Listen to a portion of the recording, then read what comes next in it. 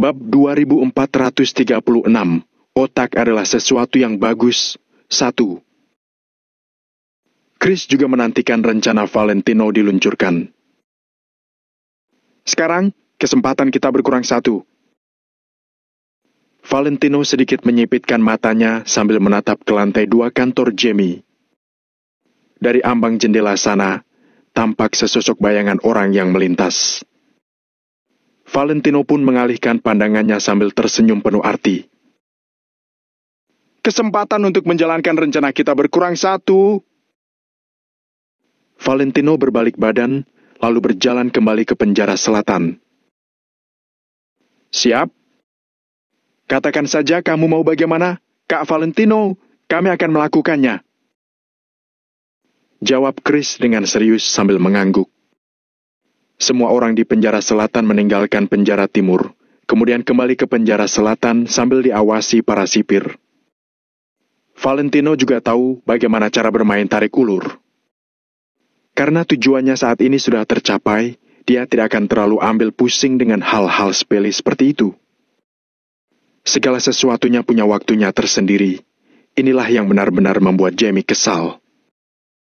Dia bisa membuat Valentino menjadi sangat menderita hanya dengan bermain trik kecil. Pada saat yang bersamaan, di kantor Jamie, setelah Valentino dan yang lainnya pergi, Jamie berdiri di depan jendela lagi. Dia menatap Valentino yang berjalan pergi dengan mata yang sedikit menyipit. Tuan Jamie, bocah itu pintar juga. Kalau dia terus bersikap sombong setelah menghabisi penjara timur, maka saat itu kita harus memberikannya hukuman yang berat. Cibir Toast dengan dingin sambil menatap punggung Valentino. Jerry memang memberitahu mereka untuk meminta Jamie tidak mengusik penjara timur milik Valentino. Namun, hal itu tidak berarti Valentino boleh bersikap seenaknya saja di sini. Jika Valentino berani-beraninya memperluas kekuasaannya setelah menaklukkan penjara timur, Jamie juga tidak akan tinggal diam. Namun, kenyataannya Valentino tidak melakukannya. Setelah menaklukkan penjara timur, dia bersedia digiring kembali ke penjara selatan oleh para sipir. Jamie mengalihkan perhatiannya dari jendela, lalu menunjuk pelipisnya sambil berkata, "Dia bukannya cukup pintar, tapi dia memang punya otak. Otak itu adalah sesuatu yang bagus. Sayangnya banyak sekali yang tidak memilikinya." Ucapan Jamie membuat wajah Toast langsung merona merah. Entah kenapa, dia merasa Jamie seperti sedang mengejeknya. Toast berdeham untuk menyembunyikan rasa canggungnya, lalu bertanya sambil menundukkan kepalanya. Maksud Pak Jamie adalah... Jamie pun berbalik badan, lalu menatap Toast sambil bertanya. Menurutmu, kamu punya otak, tidak? Aku... Toast buru-buru menundukkan kepalanya, lalu melanjutkan. Tidak punya. Ya, kamu memang tidak punya. Sahut Jamie sambil mendengkus dengan dingin. Saat ini, dia merasa sangat marah. Namun, karena dia tidak bisa melampiaskannya kemana-mana, jadi dia hanya bisa menjadikan Toast sebagai tempat pelampiasan. Toast benar-benar sudah seperti sasak tinju Jamie. Kalau kamu punya otak, kamu pasti sudah menundukkannya sejak lama. Apa perlu aku dipermalukan di hadapannya seperti itu hari ini? Balas Jamie dengan dingin. Makin dia berbicara, makin tersulut amarahnya. Awalnya, Jamie lah yang memegang kekuatan mutlak di penjara hukuman mati ini. Sama sekali tidak ada yang berani menantangnya. Jamie juga tidak akan membiarkan siapapun menantangnya. Namun, hari ini Valentino malah mempermalukan Jamie di hadapan ribuan orang. Tentu saja Jamie tidak rela. Ya, Pak Jamie, ini semua salahku. Toast sama sekali tidak berani menjelaskan. Dia mengangguk berulang kali dan terus mengaku salah. Hai Empia, dasar payah. Jamie mendengkus dengan dingin, amarahnya masih belum reda.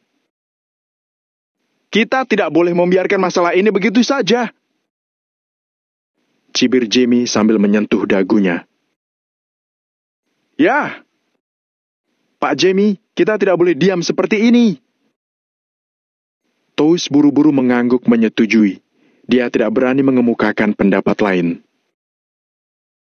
Kalau aku tidak bisa menundukkannya, bagaimana aku bisa tetap berkuasa di penjara hukuman mati ini? Dia mencoreng citraku. Aku harus mengembalikan citraku. Kata Jamie, sorot matanya tampak dingin.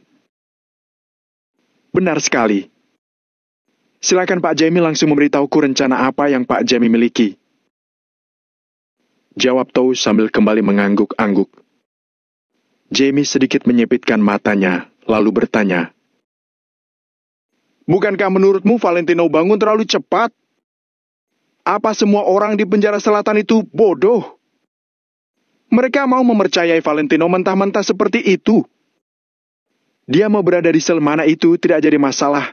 Tapi kenapa sel-sel lainnya harus percaya padanya? Kenapa mereka mau saja terlibat masalah bersamanya? Apa daya tariknya sebesar itu? Saat ini, Jamie benar-benar tidak habis pikir dengan semua ini. Begitu mendengar pertanyaan Jamie, Toast juga menjadi kebingungan. Dia juga benar-benar menyaksikan Valentino bisa menaklukkan begitu banyak orang di distrik pertama penjara selatan dalam waktu sesingkat itu. Sekalipun Valentino menyuap semua orang, tidak mungkin juga dia bisa menyuap sampai sebanyak itu, kan? Terlebih lagi, waktu Valentino dijebloskan ke dalam penjara, dia juga tidak bisa membawa uang apapun. Pak Jamie, kenapa rasanya Chris atau siapalah itu yang ada di penjara timur sudah mengenal Valentino sebelumnya? Mereka terlihat akur sekali. Pasti hubungan mereka tidak cuma sebatas mengenal. Tanya Toast dengan mata yang terbelalak lebar seolah menyadari sesuatu. Namun, Jamie balas mencibir. Sudah kuduga penilaianku tidak salah. Kamu memang tidak punya otak. Orang-orang yang kamu maksud itu adalah petinggi yang membasmi dunia mafia dan menjebloskan mereka ke sini. Coba jawab, apa hubungan orang-orang itu dengan Valentino? Cibir Jamie. Jamie menatap Toast dengan kesal. Setiap kata yang Toast lontarkan membuatnya marah dan jengkel. Itu?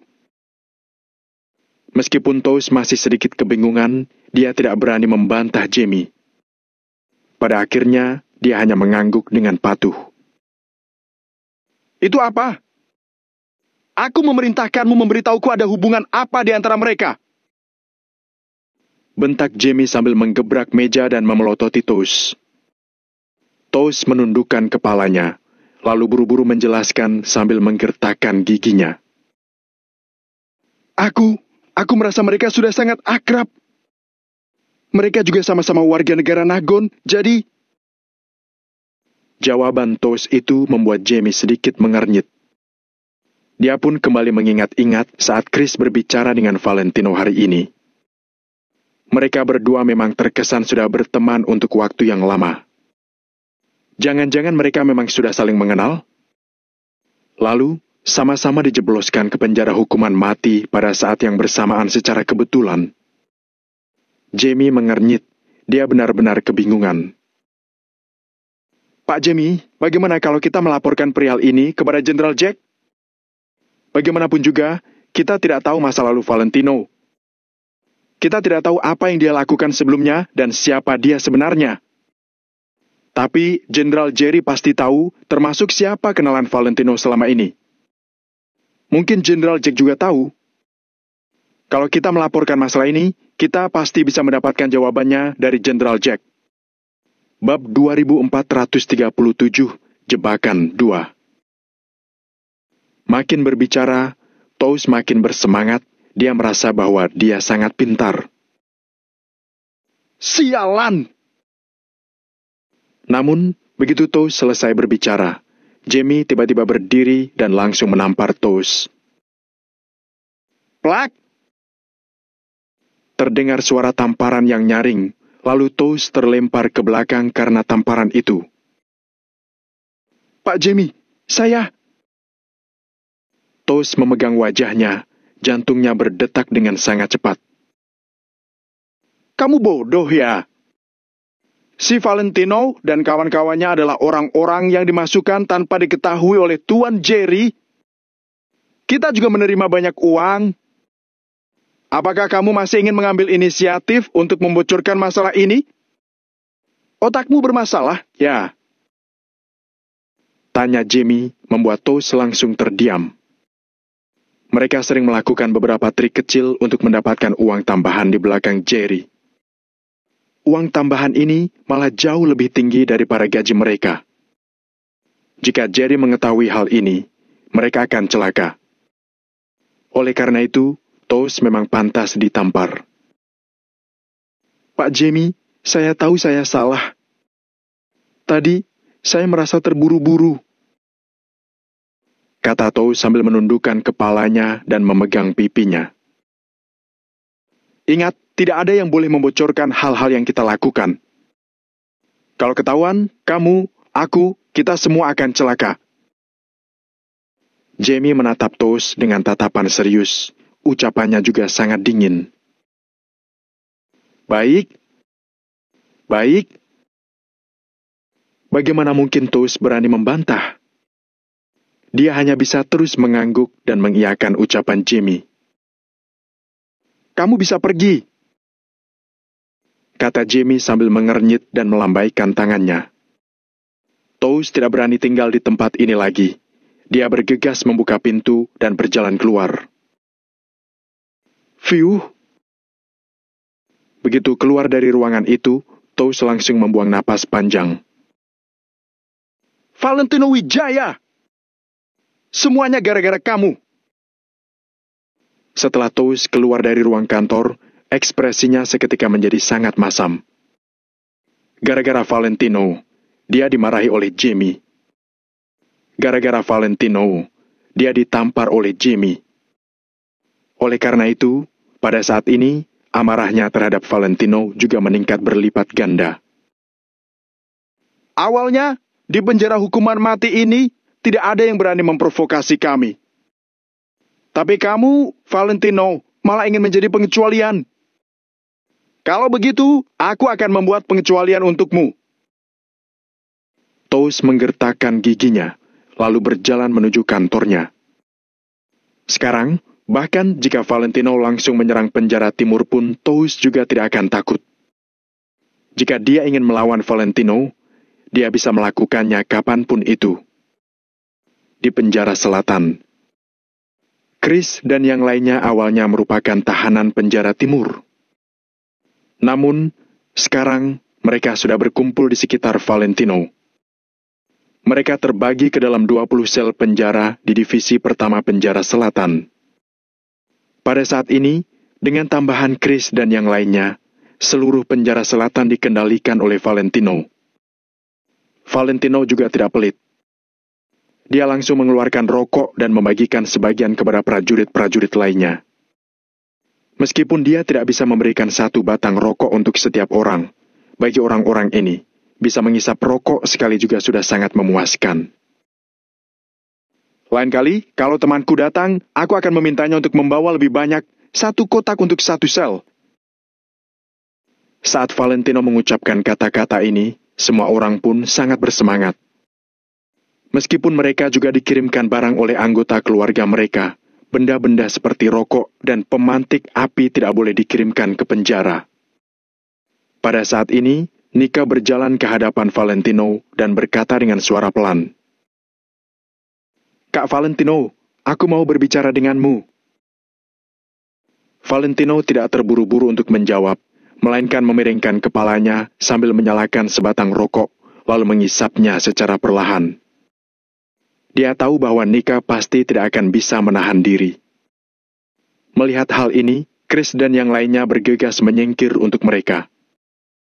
Hari ini, di kantin, tahanan penjara timur itu menyerang Valentino dengan belati secara sembunyi-sembunyi, tetapi dia dicegat oleh Nika. Banyak orang menyaksikan kejadian ini dengan mata kepala mereka sendiri. Oleh karena itu, Chris dan yang lainnya memiliki kesan yang lumayan baik terhadap sikap Nika. Duduklah. Valentino melambaikan tangannya untuk memberi isyarat pada Nika untuk duduk. Chris, biarkan orang-orang itu keluar untuk sementara. Kalian juga keluar deh. Aku mau berbicara dengan Nika secara pribadi, kata Valentino sambil menatap sekelompok tahanan yang berada tidak jauh darinya. Siap? Chris bergegas berjalan keluar dan berteriak pada seorang sipir yang berada di pintu masuk lorong. Cepat buka pintunya! Kami mau pergi bermain ke sel seberang. Sipir yang berada di pintu masuk lorong mengernyit dengan ekspresi penuh amarah. Sipirlah yang selalu memamerkan kekuasaan mereka di hadapan tahanan hukuman mati. Sejak kapan malah para tahanan yang bersikap sombong seperti ini? Aku hanya akan bilang sekali. Kalau kamu tidak juga membuka pintunya, besok pagi saat sarapan, aku akan meminta Kak Valentino untuk menamparmu. Teriak Chris sambil menunjuk sipir itu dengan sangat sombong. Mendengar nama Valentino dari mulut Chris, sipir itu langsung terdiam. Lagi pula, dia juga bisa melihat segala hal yang dilakukan Valentino dalam beberapa hari terakhir. Valentino sudah membuat masalah sebesar itu, tetapi sama sekali tidak ada yang terjadi padanya. Jika dia melawan Valentino dengan kekerasan, dia pasti akan rugi. Pada saat itu, tidak ada yang akan membantunya menghadapi Valentino. Oleh karena itu, sipir ini terdiam sebentar, lalu pergi membuka pintu sel dan membiarkan Chris dan yang lainnya keluar. Chris menyapa sipir itu, lalu membawa semua orang di dalam sel ke sel penjara di seberang. Dalam waktu singkat, hanya tersisa Valentino dan Nika di dalam sel penjara tersebut. Ambil satu. Valentino mengulurkan tangannya dan melemparkan setengah kotak rokok ke samping Nika.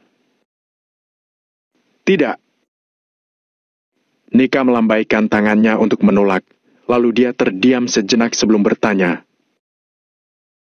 Kamu adalah seorang ahli bela diri. Apakah kamu tidak tahu kalau merokok dan minum-minum adalah hal terlarang bagi seorang ahli bela diri? Rokok, alkohol, wanita, 3 hal ini adalah hal-hal yang paling mudah menghancurkan tubuh kita. Valentino menatap Nika dengan tatapan penuh arti. Aku adalah ahli bela diri bebas. Tidak ada yang memberitahuku hal-hal seperti ini, kata Valentino dengan acuh tak acuh sambil melambaikan tangannya. Mustahil! Mendengar ucapan Valentino, Nika terkejut, dia pun menatap Valentino dengan tatapan tidak percaya. Valentino adalah ahli bela diri bebas tanpa didikan dari sekte tertentu. Tidak mungkin.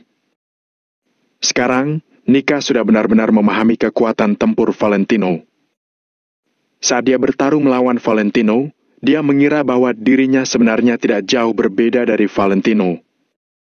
Sampai setelah Valentino mengalahkan ahli bela diri muda itu dengan mudah, Nika baru tahu bahwa perbedaan antara dirinya dengan Valentino sangat jauh. Bahkan di tempat Nika berada pun, kekuatan Valentino pasti berada di tingkat atas. Sedangkan seseorang yang begitu kuat malah hanyalah seorang ahli bela diri bebas. Luar biasa. Sejak kecil, Nika sudah berlatih seni bela diri dan mendapatkan bimbingan banyak tetua sebelum dia bisa mencapai tingkatannya hari ini.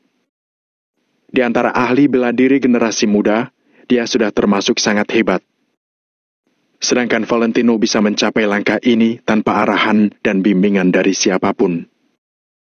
Hal ini tidak mungkin terjadi. Kira-kira begitu. Di tengah jalan, sesekali ada orang yang mengajarkan beberapa hal padaku. Selain itu, aku tidak mengikuti pelatihan seperti kalian. Valentino tampak santai, nada bicaranya juga sangat tenang. Ternyata begitu, ya. Nika menganggukkan kepalanya. Dia tampak seperti sedang berpikir keras.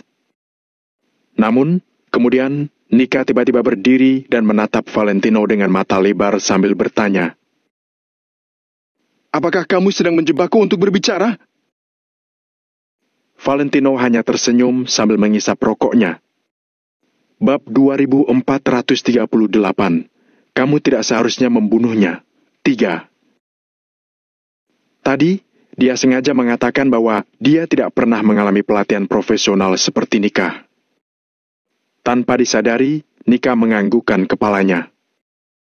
Hal ini menunjukkan bahwa Nika memang berasal dari tempat perkumpulan ahli bela diri tertentu. Setelah Valentino menanyakan pertanyaan ini, Nika sudah tidak bisa menutupi kenyataan ini dengan kebohongan lagi. Fiuh! Nika duduk kembali dengan ekspresi tidak berdaya. Dia sudah melihat cara main dan tingkat kecerdasan Valentino, jadi dia hanya bisa menerima nasibnya.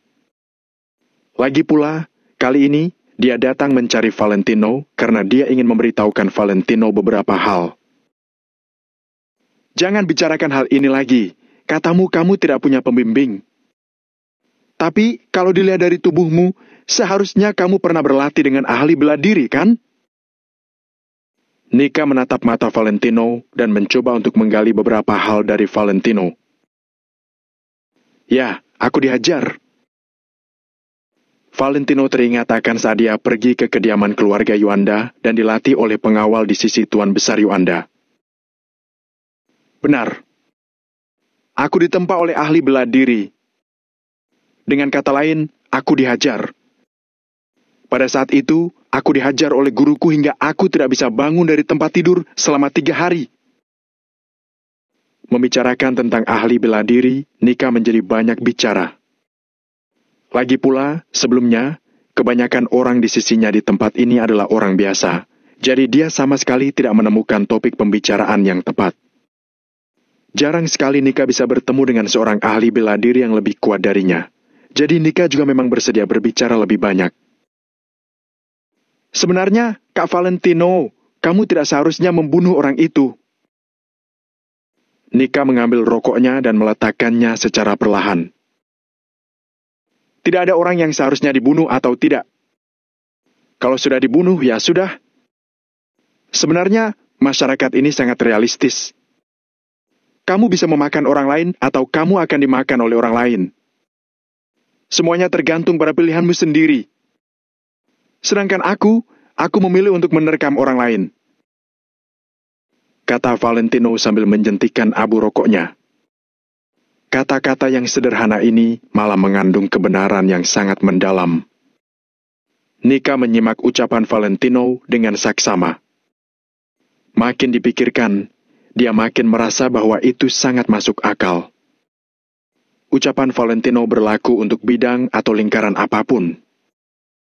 Terutama lingkaran ahli bela diri tempat Nika berada adalah sebuah tempat dengan kekuatan tertinggi. Kekuatan adalah segalanya.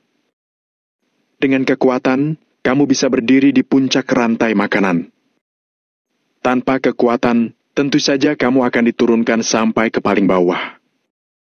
Sesaat kemudian, Nika mengangguk sambil berkata, "Aku mengerti." Kemudian, kedua orang ini terdiam. Kak Valentino, kenapa kamu bisa ditahan di penjara ini? Tanya Nika lagi sambil melirik Valentino sekilas. Pembunuhan. Jawab Valentino dengan santai. Dia tidak termasuk berbohong karena dia memang membunuh Gaston. Jadi Jerry menggunakan alasan ini untuk menahannya. Nika terdiam lagi, lalu bertanya, apakah hukumanmu sudah dikatakan?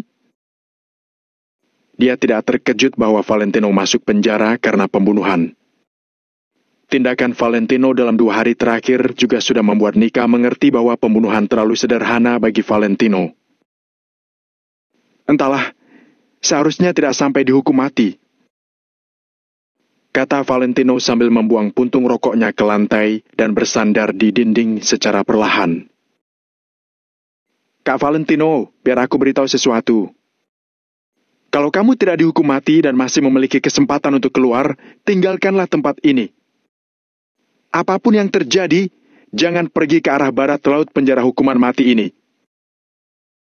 Nika duduk tegak sambil menatap Valentino dengan tatapan serius, seakan-akan ucapannya sangat menakutkan. Kalau aku ingin pergi ke satu tempat, aku masih harus mempertimbangkan apakah aku boleh pergi atau tidak, kata Valentino dengan gaya pura-pura tidak peduli sambil melambaikan tangannya. Kak Valentino, kamu harus mendengarkanku. Tidak apa-apa kalau kamu tidak bisa keluar dari sini. Tapi, kalau kamu bisa keluar, kembalilah ke negara Nagon. Kemudian, samarkan identitasmu dan jalanilah hidup sederhana. Jangan hidup dengan begitu mencolok lagi, kata Nika lagi dengan sungguh-sungguh, tanpa maksud bercanda sama sekali dalam kata-katanya. Valentino memiliki beberapa tebakan dalam hatinya, tetapi dia tetap mendongak sambil bertanya pada Nika. Kenapa? Nika menatap Valentino selama beberapa detik, lalu membuang napas pelan dan berkata, Tidak kenapa-kenapa, agar kamu aman saja. Valentino mengangguk kecil, lalu merenung sesaat sebelum berkata, Sebenarnya aku agak penasaran. Aku bisa melihat kalau kamu mengatakan hal-hal ini untuk kebaikanku. Tapi sepertinya kita masih belum berteman, kan? Mendengar pertanyaan Valentino, Nika langsung terdiam. Bagaimanapun, sebelumnya, dia dan Valentino bermusuhan. Dalam waktu singkat ini, dia telah mencapai titik di mana dia bisa mempercayai Valentino. Hal ini benar-benar membuat orang susah percaya. Mungkin karena aku mengagumi sikapmu terhadap orang-orang di sisimu. Sebelumnya, aku cukup terisolasi. Aku hanya berlatih seni bela diri dan jarang berteman dengan orang lain. Saat aku melihatmu dengan si botak itu, aku tiba-tiba merasa bahwa memiliki beberapa teman sejadi lumayan bagus juga. Setidaknya, saat aku diserang orang lain, ada yang bisa datang membantuku, kata Nika dengan penuh emosi sambil menggosok ujung hidungnya. Mendengar ucapan Nika, Valentino merasa ingin tertawa. Dia pun menoleh dan bertanya, Hari ini kamu dipukuli, kan? Tidak, jawab Nika dengan keras kepala. Kalau begitu, jejak kaki di tubuhmu itu jejak sepatumu sendiri,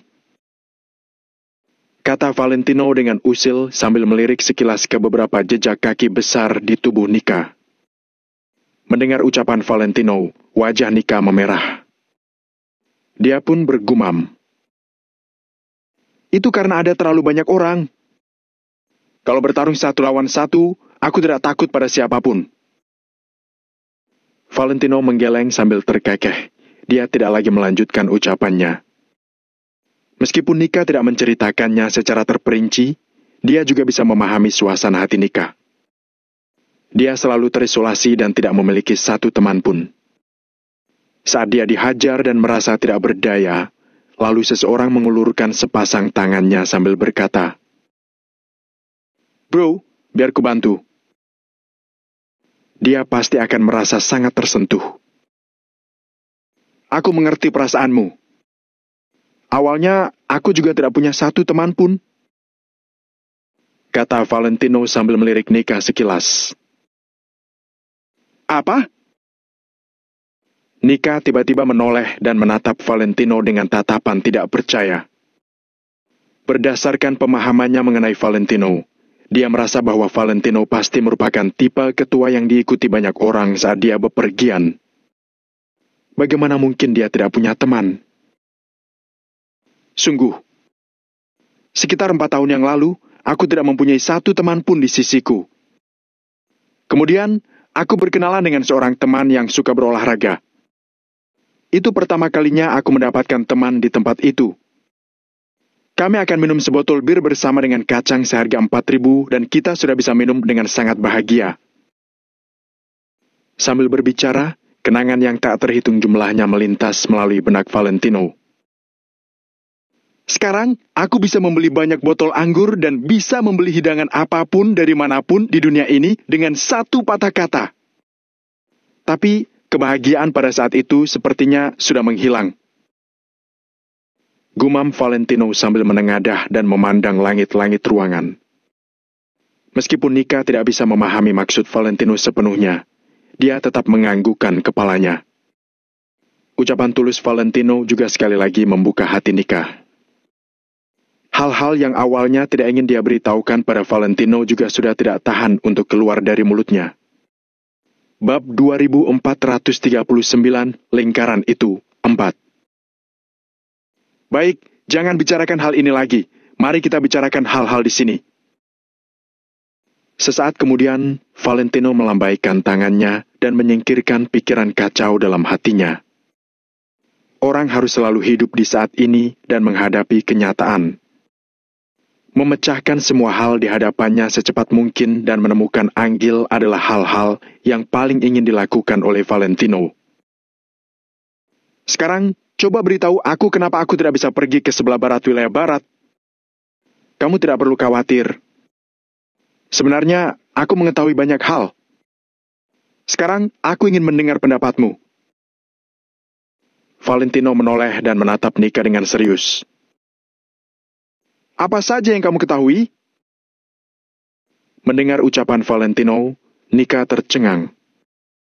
Dia pun menatap Valentino dengan tatapan ragu. Aku tahu ada satu kelompok di sebelah barat wilayah barat, yaitu kelompok ahli bela diri yang tidak bersaing dengan dunia ini. Di sana, berkumpul ahli bela diri dari berbagai tempat dan orang-orang dari berbagai negara. Kamu, Nika, juga berasal dari kelompok itu. Sambil mendengar ucapan Valentino, mata Nika melebar, pupilnya juga agak menyusut karena ucapan Valentino hampir benar semua. Dia tidak menyangka bahwa Valentino benar-benar mengetahui sebanyak ini. Nika hanya bisa menelan air liur dengan gugup, lalu bertanya tanpa sadar. Kamu, apa lagi yang kamu ketahui? Tatapan Valentino masih tertuju pada mata Nika. Kemudian, dia tersenyum kecil. Aku juga tahu kalau kamu, termasuk ahli bela diri yang aku bunuh, bukan masuk penjara karena kejahatan. Begitu kata-kata ini keluar dari mulut Valentino, mata Nika melebar hingga ke batas maksimalnya. Kepalanya berdengung, dia juga tidak bisa menahan rasa takut dalam hatinya. Tidak banyak orang yang mengetahui rahasia besar ini. Selain itu, orang-orang yang mengetahui hal ini tidak akan membocorkannya keluar, karena jika hal ini tersebar keluar, mereka pasti akan rugi. Kalau begitu, bagaimana Valentino bisa mengetahuinya? Valentino menarik kembali pandangannya secara perlahan dan memandang ke arah lain. Bagaimana dia bisa mengetahui hal-hal ini? Dia hanya menebak-nebak dan mencoba mengucapkan hal-hal ini. Melalui reaksi Nika, dia sudah yakin bahwa tebakannya sangat akurat.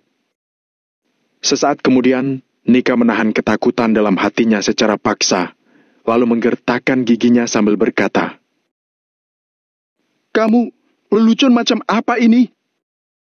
Kamu tahu jelas aku bercanda atau bukan?"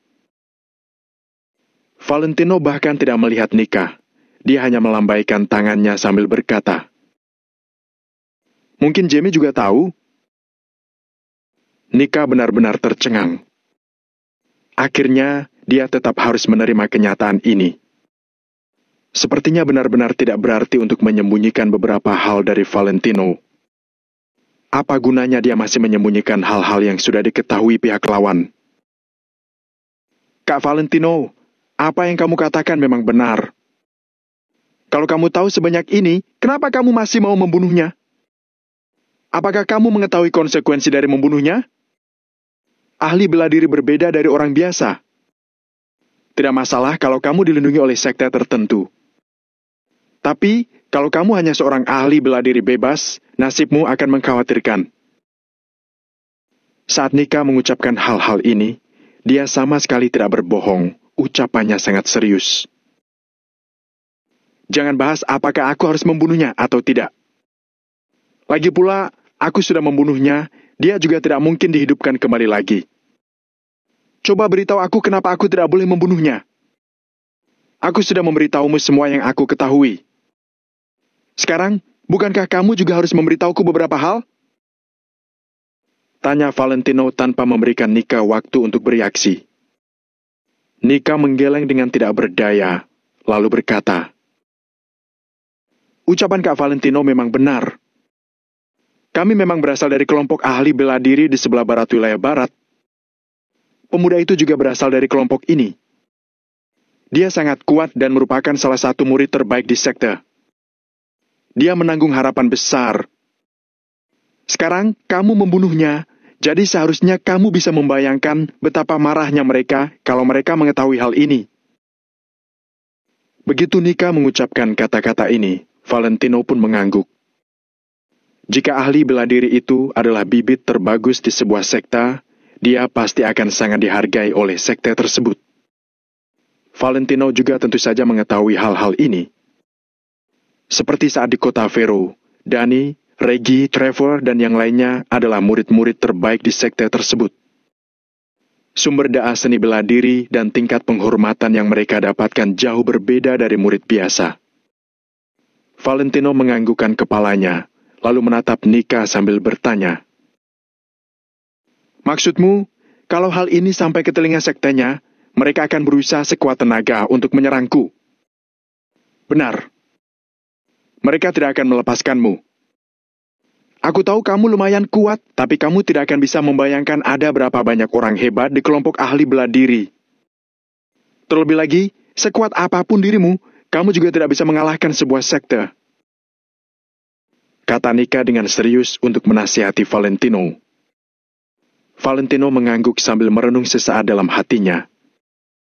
Dia sedang bertanya-tanya, bisakah para ahli bela diri yang sangat kuat ini menahan serangan ledakan? Valentino membuyarkan pikirannya, lalu menatap Nika dan bertanya, "Asalkan kamu tidak menyebarkan hal ini keluar, kelompok ahli bela diri tidak akan mengetahuinya, kan? Lebih dari itu, apakah hanya ada aku seorang di penjara hukuman mati ini? Kamu tidak mengetahuinya. Masih ada banyak orang. Intinya, aku tidak sendirian," kata Nika dengan tak berdaya sambil menggeleng. "Kalian datang secara bergerombolan ya?" Valentino terkekeh dengan agak tidak berdaya. Nika tidak menjawab. Sekarang, dia sedang tidak ingin bercanda. "Kalau begitu, tunjukkan semua orang dari tempat itu padaku. Kalau aku membunuh mereka semua, hal ini tidak akan terungkap," kata Valentino. Mendengar ucapan Valentino, Nika malah menggelengkan kepalanya. Kelompok ahli bela diri sangat besar. Aku juga tidak tahu ada berapa banyak sekte yang mengirimkan orangnya ke sini. Jadi, hal seperti ini tidak bisa dilakukan. Nika menggeleng dengan tidak berdaya. Sebenarnya, bahkan jika dia tahu pun, dia tidak mungkin membiarkan Valentino membunuh semua orang ini. "Kalau kamu tidak tahu, apakah Jamie tahu?" "Menurutku dia pasti tahu." Valentino berpikir sejenak, lalu menatap Nika. Nika terdiam sesaat, lalu dia tetap menganggukkan kepalanya dan berkata, "Dia seharusnya tahu tentang hal ini." Mendengar ucapan Nika, banyak pikiran sekali lagi muncul dalam benak Valentino. Mungkin saja dia bisa mempergunakan masalah ini untuk memperbaiki rencananya lagi. "Kenapa kalian ditahan di sini?" Valentino menatap Nika dan langsung menanyakan pertanyaan yang paling penting. Nika terdiam sejenak, lalu mendongak sambil menjawab. "Ini semacam pengalaman." "Pengalaman?" tanya Valentino sambil mengernyit. "Kak Valentino, Jangan pedulikan hal-hal ini. Ada terlalu banyak hal dalam kelompok ahli bela diri. Dalam waktu singkat, aku tidak bisa menjelaskan semuanya padamu. Pokoknya ingat saja, kalau kamu bisa meninggalkan tempat ini, pergi saja secepatnya. Kemudian, setelah meninggalkan tempat ini, langsung pulang ke tempatmu. Jangan datang ke wilayah barat lagi. Kalau tidak, kamu pasti akan mati. Bab 2000